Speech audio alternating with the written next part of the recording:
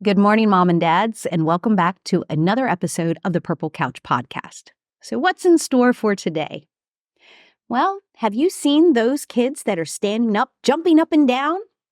Have you seen the child that repeats over and over and over? Maybe it's Surf's Up, maybe it's Peppa Pig, the same lyrics to the same song.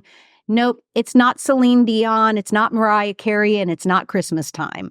But what is this? It's coping skills our children have. So come on back today and let's talk about stimming, let's talk about scripting, and what does that mean to our kids and our environment. See you soon.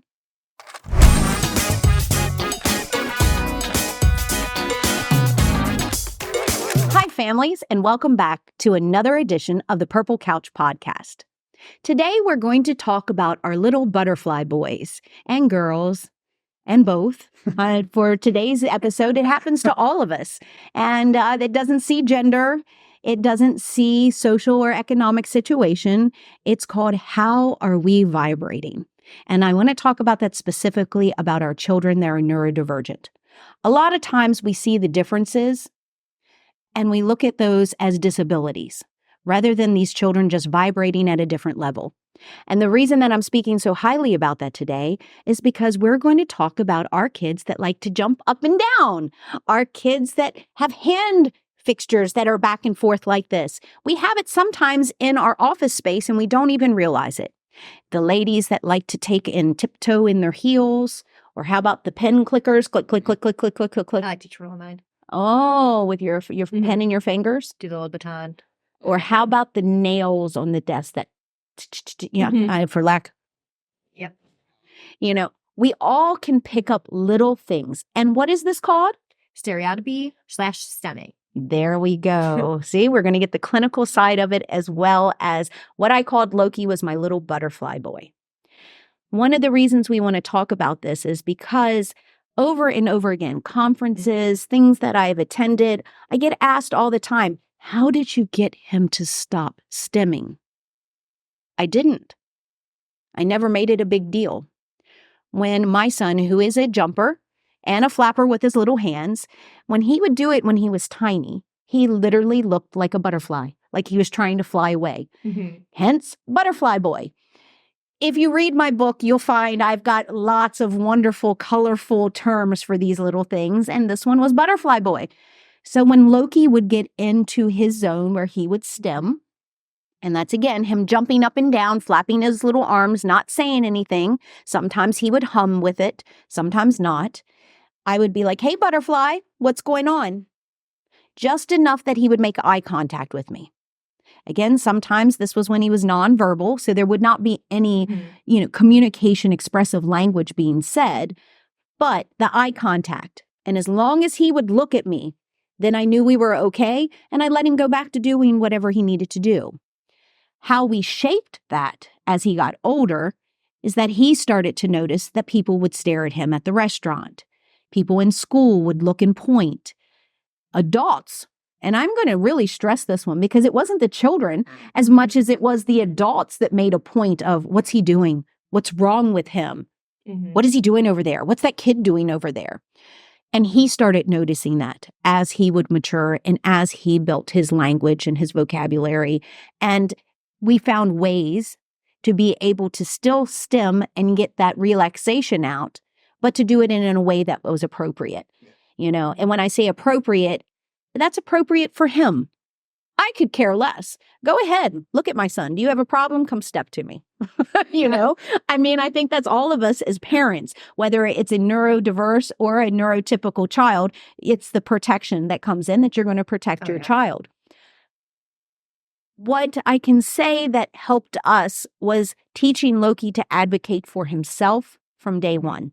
As soon as he got expressive language, it was understanding who you are and then making others around you understand so that then there was acceptance instead of, oh, that's different, I need to push it away. We're going to talk some of the clinical terms and some of the things that Dr. Manny and Missy have dealt with on the daily.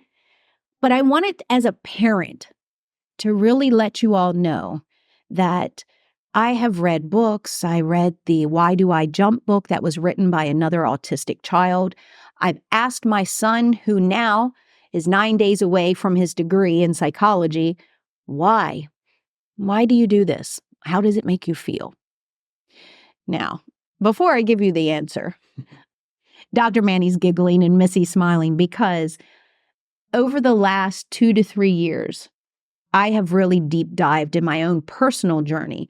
Lots of meditation, lots of enlightenment, learning from different teachers, coaches across the world, from Sadhguru to Dr. Joe Dispenza to Jay Shetty, all of these wonderful minds that are easily available now due to the internet for all of us. And there's one repeating factor that comes across is vibration. Mhm. We are all vibrating a little different. Well, myself and thousands of others have paid good money to be able to learn how to quiet the mind, how to sit and take that moment of pause. Mhm. Well, guess what, moms and dads? That is exactly what your children are doing when they're stimming. They just don't realize it and they can't express it to you. So some of us adults that have paid thousands of dollars to learn how to do this, Mhm. our children are doing it naturally.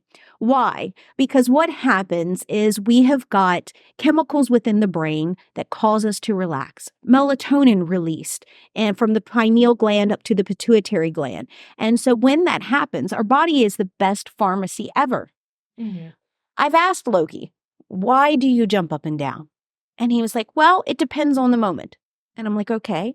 Sometimes if he's exhausted, it gives him an energy boost.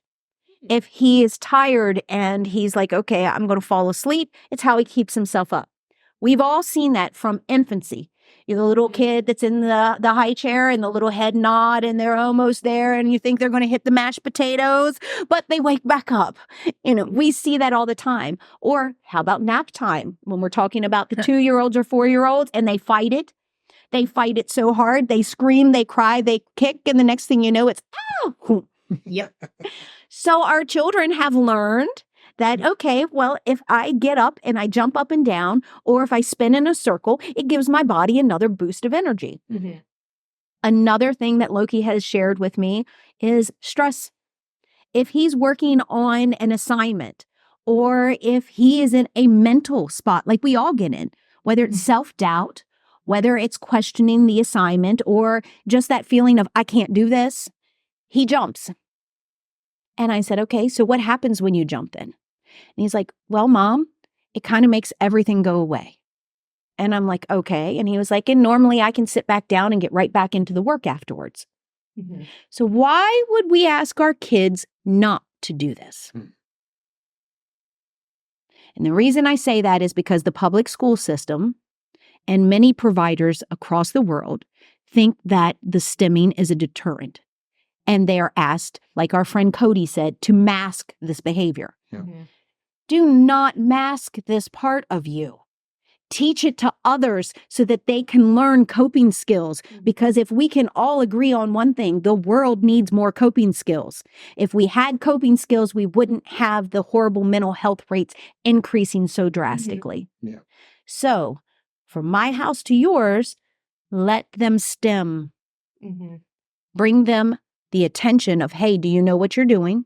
Can you acknowledge it with me? And if it is something that they're doing that bothers others around them, then try to find a way, whether it's, hey, teacher, I need to go for a walk. Hey, I need to go to the bathroom. Let them stim in the bathroom, jump it out, and then come back. But have the conversations with your educators, with your daycare providers, with your caregivers, so that they understand this is an organic response that the human body needs as a coping mechanism. Wouldn't you both agree? Yeah, Completely. absolutely. I mean, I think we do that in our schools and in our clinical practice. We ask the primary question of, is the stemming, is the stereotypy harming them in any way? Is it harming anybody else? And if the answer is no and no, then what's the problem? Yeah. Right? So the problem typically, as you were describing, is it's not the child or the person that's doing the stemming. The problem is with everybody else. Right? So get over it and let the person be themselves, right? So Really. whether it's a child with ADD, ADHD, autism, or a neurotypical kid that has a fixation of some sort, if it's not harming them and it's not harming someone else, Mhm. let them be. And that's a good key point. You don't have to have alphabet soup after your name. Right? Yeah. I mean, think about it. I don't have any initials, and I notice myself, this is my stem. Mhm. I self scratch my head. It relaxes me. Yeah. When I'm thinking, when I'm deep, my sister can walk by my office and she'll look and she's like, is everything okay? And I'm like, yeah. She was like, okay, well, you're down on the table with your hands in your hair. And that normally means, and I was like, oh, I'm processing. I'm figuring out a puzzle. Uh-huh. Yeah. So what is your stem? Oh, I mean, it's funny you asked that. I don't know what mine is. I'm sure somebody will tell me. I was thinking about like my family unit. So all my kids and my wife, I know I can pick theirs, right? So my wife has one that doesn't bother her, but it bothers everybody else, right? It's when after she eats, she does the sucking her teeth like Mm. trying to get whatever's in there. She'd kill me if she saw this, but but it doesn't bother her. It doesn't harm her. It doesn't harm anybody else. It just bothers my 15-year-old. It's like, stop that, mom, and Right. stop, leave her alone. She'll get over it. And But what's the 15-year-old do? So the 15-year-old, I think, and this is probably something a lot of people can relate to. So she has a fixation of her phone. So what she does is when she's done with her scrolling, like scrolling on her Instagram or whatever, she does this. She flips her phone and she does this for a while. Oh, that's a very perfect stimming situation. Until she Yeah. decides, oh, I got to scroll again, and 2.5 seconds later. So she Exactly. does that, she's flipping her phone. Interesting. Aiden, our 9-year-old, what he does is he's definitely the fidgeter. So we're watching a movie and he does this. And he's not diagnosed with anything. And he does this. He goes like that. And this is while he's watching. Oh, I love it. Mhm. And then we'll stop him, say, what's your favorite part? And he will name every single part of the movie he really I enjoyed. love it. Even though the whole time you would swear he's not paying attention to the movie because he's going like this. He's rocking the whole couch. Sabrina, our 11-year-old, she doesn't really have, I would say, a stem per se that I've seen. The only thing that I've noticed that she does, she's like the proverbial pencil clicker. Like she likes to, like when she's doing homework and stuff, she like tick, tick, tick, tick, with the pencil in her hand. Oh, but that's exactly the yeah. same there. That's Yeah. like the And clicking, the big pen, tick, tick, tick, tick, The tick, tick, tick. 2-year-olds are in the process of, I think, developing their stems. So, but their stemming is more like what we would call scripting because it's all verbal. Yeah. So, with Junior, it's when he's playing with cars and he goes, and then he's not playing with cars. He's like pretending he's playing with cars, I guess. And he's doing that a lot lately. And then, and Viviana's got into the habit of singing, like humming songs that she knows from television. So, Mhm. yeah. I was going to say, My daughter does the same. The She does vroom humming. thing. Yeah. And I'm sure somebody can tell me what mine are. I just don't know. Oh. I'm not trying to get at it. I just don't know. No, it's if okay. I do them. Next episode, we'll have a list for you. You all can We'll tell have me. a list for you. I will already tell you. You all can't see it. Manny shakes his foot. Oh. Manny is a foot shaker. I have worked with him long enough now that I can tell you he and I'm doing it just for him. He moves his foot. It's a foot shaker thing, and I can tell, especially if he's learning something new, he leans in. It's the body language. It's the lean in, the hunch. It's almost like, here we go. All right, I gotcha. and this is all our body responding to the mental sensory that we're going, okay, we're preparing. The brain is sending the chemical release. The body is responding, and now we're ready to learn. How about you and your daughter? Because I finally got to see while we were in the Middle East, believe it or not, I had to go to the Middle East to see a doll, the Coco Melon doll. Oh, yeah. Oh, I'm just letting you know. It was an epiphany in the middle of the Dubai Mall. I told everyone, I was like, this is Coco Melon. So thank you. I feel hip now because I know who Coco Melon is now. Man, you'd be a hit in the daycare center now. I'm telling you. So talk to me, because you see it a lot, especially in the academic setting. Yeah. Because that's your home base as the clinician. You get to give coaching to the teachers, to the other BCBAs. How would you, in a situation, especially because teachers need to understand that this is an organic response? How would you advise them if you have something like this Mhm. going on in your classroom? So I would say set the kid up for success. So if you know that they're one that maybe the kiddo does a lot of hand gestures, put them at a desk that either they're at the back if that doesn't impede them or off to the sides. That way the kids behind them can still see. If you got a kiddo who you know likes to get up and jump, put them on the end. So they're by an aisle so they can, if need be, get up, jump, get out of their system and come back. Definitely something you don't want to do is have the kids suppress it, which don't get me wrong, in the field of ABA 20 years ago, 100% that's what we did. Right. Because back then the goal was, how can we make this kiddo fit in? So that way, if someone walked into the classroom, they could not pick out which kiddo is diagnosed with anything. For those So of you masking. all that don't get to see the video podcast, I talk with my face. So I'm going to apologize up front. My nose, I was flaring. I was like, Yeah.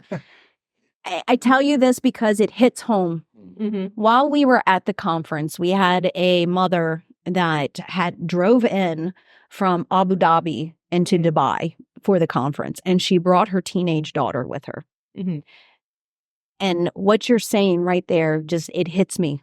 Mm-hmm. And I looked at Manny because he was with me when we talked to this family. And this teenager, very articulate, very just mannerly, well-spoken, but she has a behavioral issue in the classroom. And I'm looking at mom and I'm like, what's going on? Mm-hmm. Mom says she's been called multiple times to come pick up the child. Because just like you were saying, just like Manny was talking about his son, Aiden, Mhm. that fidgets, can learn everything that's going on, Mm-hmm. but the child needs to move, has to move. Mhm. The body cannot sit still in the chair. Well, this teacher found that as a form of disrespect and that the child was not paying attention and literally has been treated as if Mhm. she is a behavioral problem within the classroom. Right. So when we're talking about 20 years ago, Mhm. that runs like line right Yeah. parallel lines here on how we have to make sure that our caregivers are kept up to speed with what our children and our employees. You know, this isn't just in the school systems. Oh, yeah. We're seeing it in the workforce as well. I get emails all the time. Pam, how do I make my office, more of an inclusive office? And I'm like, well, first of all, if you've got to ask me, we definitely got an issue and we need to come and talk. Mhm. This should be available to all students, not just students that have the ASD alphabet beside them. This should be available to all of even our neurotypical. I have this vision of a Japanese classroom when, they're in their preschool kindergarten. Even their little seats have layback where they can take their rest time in their seat. But this is not just certain children. Mhm. It is the unity, the community of the classroom. Again, going back into the quantum. This is where that superposition, you can be in multiple states at one time. And then we talk about the classroom taking care of itself. There we go again, the entanglement. Yeah. Why? Because you don't know everything about every child. Mm-hmm. So then make this something that's available to all those students that are in there. Do not ask them to mask it. Do not ask them to suppress. Because, hey, Missy, what happens when a child has to suppress all that energy? All their energy is then focused on suppressing it. So they are not learning, they're not attending, they're not gaining any new information. It's just focused on sit still, sit still, sit still, sit still, sit still. Absolutely. And no learning is happening at that moment. And becomes your proverbial ticking time bomb. So at Exactly. some point, that energy's got to come out. Absolutely. And it may not come out in a productive way. Mm-hmm. It can come out in the form of aggression for more physical. It can come out in the form of property destruction, elopement. It can come out in the form of all sorts of really not so great things. Mm-hmm. And that's not good for the kid. That's not good for the other kids or the Nope. family unit or anything like that. No. One thing you brought up that I thought was kind of cool. I did not expect this as like a aha moment for me, but so it's always been interesting to me how much schools, both public, private, whatever, we do a lot of accommodations, but also in the workplace. So if we think back in history, right? So we have accommodations in the workplace for smokers. We allow smoke breaks. It's not as common anymore these days as like a thing to talk Well, yes, but that used to be a thing. mandatory 15 minutes. That's where the 15-minute break came from. Right, exactly. In public schools, if you have a teenager who's pregnant, there's all sorts of accommodations. Let's take those out of the way. If you know that there's a teenager that has mental health issues, there's accommodations. There's also accommodations for non-medical mental health issues like athletes who get Oh. accommodations for leaving school early to go to a football game or a baseball right. game. Oh, you or get out of whatever, so right? much work. It's So, amazing. but the amount of accommodations for a child with autism that needs to STEM, Mhm. None. None.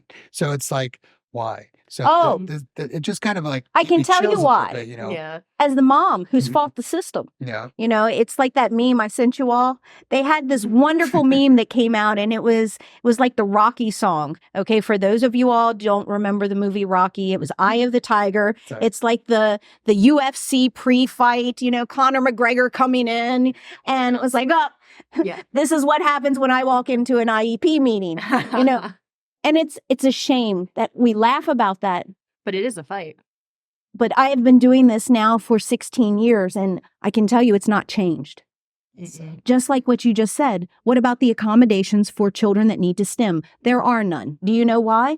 Because that will interrupt the classroom. Mm-hmm. The teacher has 30 kids they must teach this lesson plan to, and they must get through the lesson because they've got to memorize it in order to be another robot within the machine. Mm-hmm. Guys, STEMming is the number one sign to show you that our children are not robots. The robot mentality has got to go. The sitting down and making every child be the exact same replica has got to go. Those times are gone. We have augmented reality. We have artificial intelligence. Again, artificial intelligence only can work if it's ran by the human putting the program in. Yeah. I just want to say that because we have so much. It's another education thing that's going on is, well, we can't use AI in the classroom. Why not? Right. It would be like telling a kid back in the 1990s, don't learn how to use a computer. Yeah. It is surprising how many schools still don't have computers Really? accessible at elementary school. Absolutely. Oh, Yeah, yes. yeah, it's still prevalent. Yes. Still not as accessible. Oh. Yeah. Yes. You would think it would be. Calculators, the use of calculators is still taboo in most schools until they Gotta hit know, high yeah. school. You Why? have to be able But to why? Why not? Because we're keeping our children suppressed. Right. Mm-hmm. I mean, this is all, and I'm telling you guys, we could get on an entire new Yeah. podcast on this one. But the reality is that we've got to break the mold. And that has to start with the administrators of the school. The administrators have got to acknowledge that there must be individuality within the classroom. Mm-hmm. And STEMming, scripting. So what is scripting? Oh, let's talk about that. We mentioned it a little bit about the Home Alone in the last episode. Yeah. In my house, it was Surf's Up. The Penguin movie. Oh, good old Captain Joe or Chicken Joe. Oh my goodness. The chicken. Over and over. Chicken Joe, Chicken Joe, Chicken Joe, Chicken Joe. Yep. Surf's Up, Chicken Joe and Cody and Surf's Up.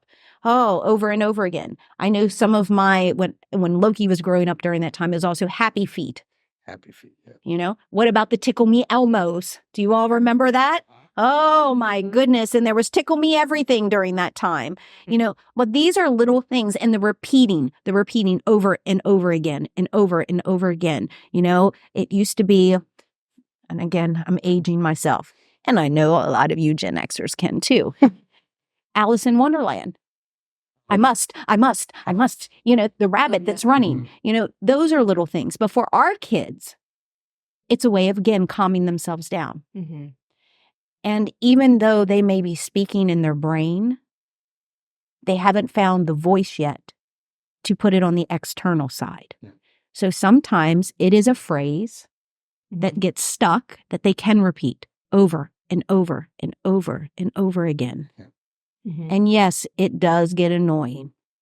Again, remember, I'm going to be the voice of reason. Parents, this is one of those times that you don't like your kid because you're like, oh my goodness, would you please stop? Mm-hmm. Is it time? Is it time? Is it time? Is it time? Is it time? Is it? Are we there? Oh, that's a very good one. Are we there yet? Are we there yet? The biggest one that stopped commercials in my house, because it was that he started, it's hump day. It's hump day. It's hump day. I'm like, what? Where did this come from? Oh, yes. Thank you, Mr. Car Insurance Man. Yeah. I'm like, Yeah. okay. When that happened, I immediately was like, no, this is brainwashing 101. And I was like, and my child will fixate. And he did. And I was like, nope, we're going to stop that because we are not going to be da da da da on your side. Nope. Sorry. See, I got better on that one. Yeah, good. Well, and so all the old Budweiser commercials of the What's Ups. Yes. What's that? And the people, like, you see it all over the streets. People would do it as a form of greeting. It's almost ridiculous. I forgot about that one. We've had, and I can understand from parents' perspective, like scripting being kind of a concern. So, when they're not sure why it's happening, and for a lot of our kids in our schools, it's almost their only form of communication is scripting. So we had one kid, he's not in our school now, but he was, and one of his main scripts was he would say upstairs, upstairs, you know what I'm talking about? Yeah. So upstairs, upstairs. And for the longest time, the staff had no idea why. Had no idea why he was saying upstairs. So we asked mom and dad, does he do that at home? And mom and dad said, yes. And he's been doing it for like 2 years. Well, do you have any understanding of why? Well, we had an upstairs. We moved since then. That was 2-3 years Oh, ago. my heart. But we moved. He misses But it. he used to like going upstairs because dad was upstairs working. And he would say, upstairs, upstairs. And so we moved 3 years ago and he still says it. And so we said, well, when does he say it? So we started looking at patterns and stuff like that and getting all nerdy with data. And we realized that he would pretty much say it in general, even if dad wasn't around. So it wasn't like attention seeking. It wasn't anything like that. It must have just been his way of communicating some form of need for comfort or something like that. We don't know, but these are all assumptions. Again, guys, we don't script any of this when we come to you. I'm holding my heart because you just triggered a memory for me. Okay. And I'm going to get emotional here. So when Loki was going through it, so he was about 2 when we moved into this house, had an upstairs. So again, we're going through it. So at that point, we decided to move to Florida so we didn't have to keep flying down to Florida because of his doctors. And I'm sorry, this just got me. You got the tickle there, Manny. Yeah, it was a good one. And it's key because I want my parents to understand this, because a lot of times I know we all have parents that don't think our kids are hearing us. Oh, yeah. Or paying attention when they can't express themselves. Yeah. So we moved to Florida and bought another house. And then my little booger started coming out of his shell. This is between 4 and 5. By 6, it was nonstop and he could communicate with me. And that's what I want your parents here, all of them, to know. When it happens fast. It's almost like the floodgates open and they're like, oh, this is what I was supposed to be doing. And then you'll watch it and you'll just, like I said, you're in a storm, because once the clouds clear, just watch this little man and this little woman just come into their own. One of the things when we were getting ready to sell the Florida house and move, out of the blue, my son told me, he was like, I want a house with steps like the old house. So to hear that upstairs, and you were dead on with the comfort. It was a word that to him, he got mom's attention. He got to go upstairs and be with dad. You see, upstairs, he got immediate response when he said that. So it is a trigger to remind them of something that brought them joy, something that brought them bliss. Right. Same thing with Loki when he was like, I want a house that has stairs again. So for you to, it's just funny that something so small still has such an impact. Yeah. And these are 2 completely different children, 2 different situations. Different family dynamics and all that. Yeah. So guys, I don't want to take up much more of your time today as we've been sitting here talking about flapping up and down, jumping up and down, spinning in circles, or just repeating, hey, I love you. Hey, I love you. Hey, I love you. Remember that all of these behaviors are learned behaviors in some way or form. So if your child does script, if they do like to repeat things over and over again, watch what they have in their environment and help shape what they're scripting. Same way when a child needs to get up and move. Remember, they're just little yous. So what do you need to do when you're sitting at your desk and you have a stressful moment?